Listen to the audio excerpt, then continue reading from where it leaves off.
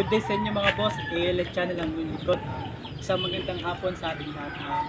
Sa ngayong video ay kukwento ko lang kung ano yung mga ginagawa ko maghapon dito sa Manukan, sa bahay.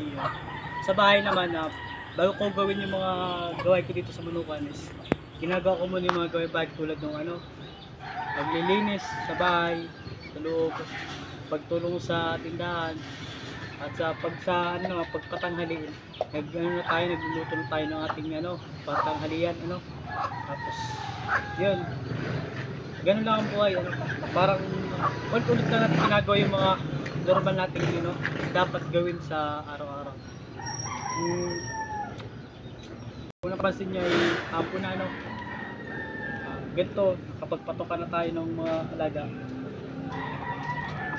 Ganyan lang, araw-araw ko yung ginagawa, tapos meron pa tayong ginagamot na bulik, yung ating pag swinner na bulik. Hanggang ngayon hindi pa rin magaling, binibigyan pa rin ng amoxicillin.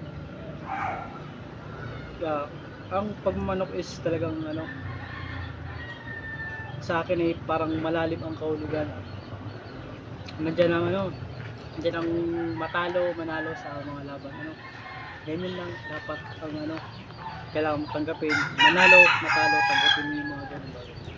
As dito sa pagmamanok pati, marami kang nakikilala, mga mabuti, may mga masama, so, may mga nakakaaway tayong ganun. Pero yun, mga ganun ay susunod lang tayo. Kailangan magpatuloy sa ating ating bagay na kasasaya natin. So yun lang, peace out.